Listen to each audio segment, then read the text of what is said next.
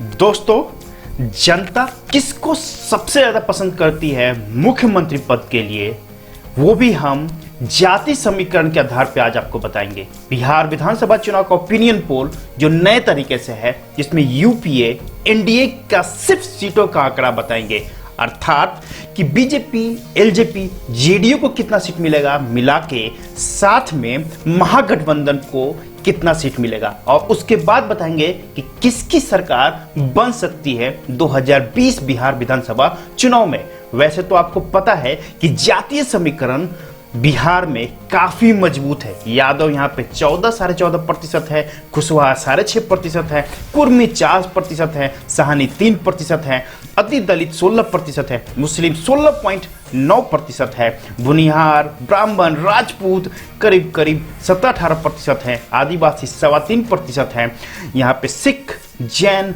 और ईसाई भी आधा प्रतिशत के आसपास है। तो उस स्थिति में किसकी सरकार बन सकती है और कौन सबसे बेहतर मुख्यमंत्री उम्मीदवार है बिहार विधानसभा चुनाव 2020 के लिए। नमस्कार, ए स्पेस के स्पेशल बुलेटिन में जहां पर मुख्यमंत्री के फेस और साथ में गठबंधन की पूरी रणनीति के साथ हम आपके सामने प्रस्तुत हुए हैं। प्लीज जो लोग पहली बार इस चैनल को देख रहे हैं, प्लीज सब्सक्राइब कर लीजिएगा, बेल आइकन को जरूर प्रेस कर लीजिएगा। हमारी तरफ से जो भी नया वीडियो उसका नोटिफिकेशन आपको जरूर मिले। दोस्तों बिहार विधानसभा चुनाव का बिगुल बज चुका है, सारी पार्टियों की रणनीति शुरू हो चुकी है, यहां तक कि सीटों का ताना बाना भी बनने लगा है। अपने अपने समूह में लोग अपनी सीट, साथ में चेहरा और मंत्री पद की भी डिमांड में शुरू कर चुके हैं। सूत्रों के हिसाब से बिहार विधानसभा चुनाव जो है सितंबर के फर्स्ट वीक तक डेट भी अनाउंस हो जाएगा, लेकिन किसकी सरकार बनेगी 2020 में इस वीडियो में आपको पता भी चल जाएगा। तो चलिए सबसे पहले करते हैं जनता किसे कितना पसंद करती है मुख्यमंत्री पद के लिए। तो सबसे पहला नाम है मंत्री पद, मुख्यमंत्री पद के लिए जीतन राम मांझी को। हमारे वोट प्रतिशत के हिसाब से जीतन राम मांझी को 1% मिल रहा है, और इनका जो वोट ग्रुप है, जिसमें आप बोल सकते हैं इनके जो वोट समूह है, उसमें सबसे बड़ा है पिछड़ा जो 26% आता है, उसमें 18% हिंदू जो पिछड़ा है और 8% मुस्लिम। दूसरा महादलित और दलित 16%, वहां पे जीतन राम मांझी की पैठ मजबूत है, इसलिए हमारे पायदान में ये 1% के में आते हैं। दूसरा साहनी, मुकेश सहनी वीआईपी पार्टी के, इनका बिहार में साहनी 3% है, तो वो वोट डायरेक्ट इस बार कन्वर्ट होते हुए दिख रहा है मुकेश सहनी को। दूसरा जो सबसे इंपॉर्टेंट है, महादलित में से 16% में से 1.5% इनको मिल सकता है, तो वहां पर भी सहनी की मजबूती दिख रही है, इसलिए यहां पर जो जनता की पसंद है 2% सहनी के साथ चल रही है।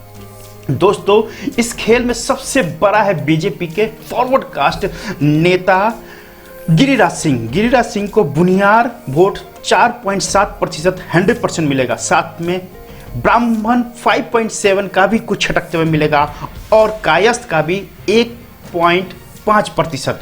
तो 2% के साथ जनता इनको पसंद करती है बिहार विधानसभा चुनाव में मुख्यमंत्री के चेहरे के लिए।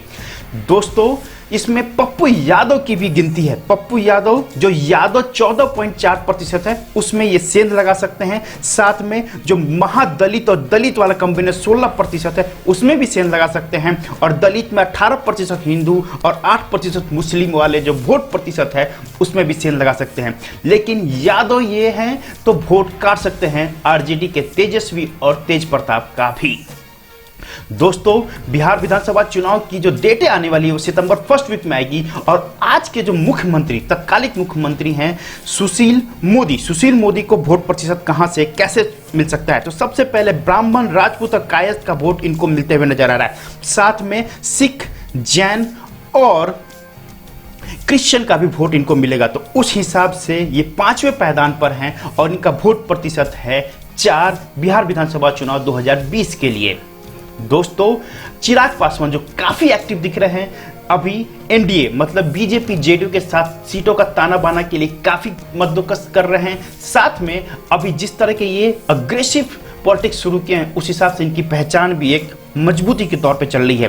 वैसे तो चिराग पासवान का मुस्लिम वोट 16.9 में से छटक सकते हैं, साथ में महादलित और दलित का 16 में से 3% ये छटक सकते हैं, दलित के 26% में से 3% ये छटक सकते हैं। तो उस हिसाब से 5% लोगों का मानना है बिहार में कि ये पसंदीदा मुख्यमंत्री पद हो सकते हैं। वैसे मुझे जहां तक सूत्रों के हिसाब से पता चला है कि ये डिप्टी सीएम बनने को तैयार हैं बिहार विधानसभा चुनाव 2020 के रिजल्ट के बाद। वो चाहे किसी भी पार्टी का बने, उसमें ये जरूर जोर शोर लगाएंगे।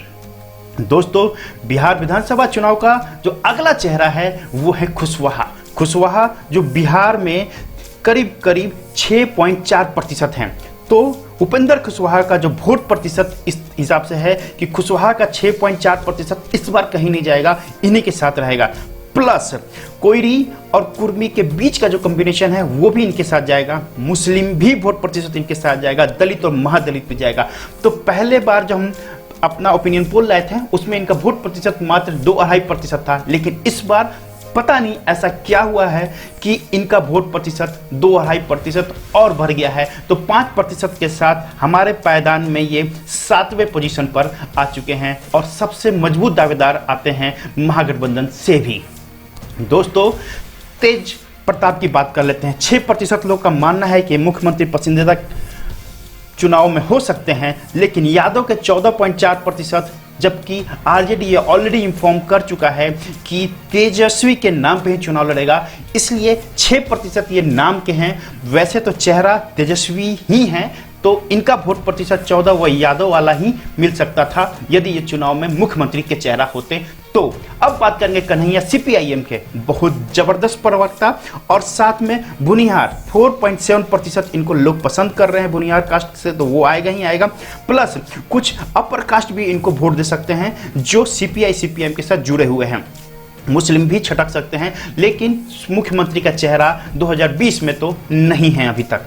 दोस्तों, यहाँ पे सबसे बड़ी बात है 26% के साथ नीतीश कुमार की बात करते हैं। नीतीश कुमार का वोट प्रतिशत कहाँ कहाँ पर है? सबसे पहले कुर्मिज वोट प्रतिशत, कुशवाहा का भी वोट प्रतिशत आ सकता है, राजपूत का भी आ सकता है, ब्राह्मण का भी आ सकता है, साथ में क्रिश्चियन, जैन और सिख का भी वोट प्रतिशत इनके साथ जुड़ रहा है। इसलिए इस बार 26% के साथ जनता की पसंदीदा मुख्यमंत्री में ये दूसरे पायदान पे आ गए हैं।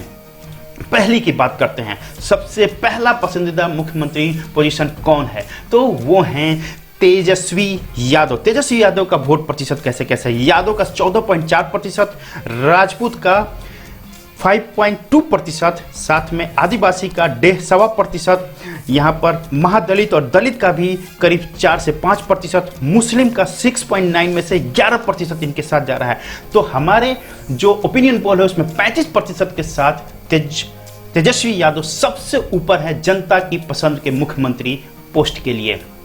दोस्तों, ये तो बिहार विधानसभा चुनाव 2020 का हम मुख्यमंत्री चेहरे की बात किए, लेकिन अब हम बिग ओपिनियन पोल बताएंगे जिसमें 243 कुल सीटें हैं, 122 की बहुमत चाहिए। तो उस हिसाब से यहाँ पर जो कॉम्बिनेशन बन रहा है, बीजेपी, जेडीयू, एलजेपी जो एक साथ हैं उनको 113 सीट मिलेगा 243 में से, मतलब बहुमत से करीब करीब 9 सीट कम। लेकिन यहां पर महागठबंधन की बात करते हैं, महागठबंधन को कितना सीट मिलेगा? तो महागठबंधन को हमारे ओपिनियन पोल से 243 में से 126 सीटें मिल रही है, मतलब बहुमत का आंकड़ा 122 चाहिए, उससे 4 सीट ज्यादा। यहां पे और बता दें कि 4 सीट हमारे अनुमान से इसमें कम है, दोनों महागठबंधन और एनडीए को मिलाने के बाद भी। वो उसमें से 2 इंडिपेंडेंट, एक AIMIM को जाएगा और 1 सीट CPIM को भी जा सकता है। दोस्तों, यहाँ पे एक और बात बताते हैं, जीतन राम मांझी को हम किधर भी रख ले वो 1 सीट ही अपने हमारे ओपिनियन पोल के हिसाब से ला रहे हैं, तो वो भी इधर का उधर बहुत ज़्यादा डिफरेंस नज़र नहीं आएगा।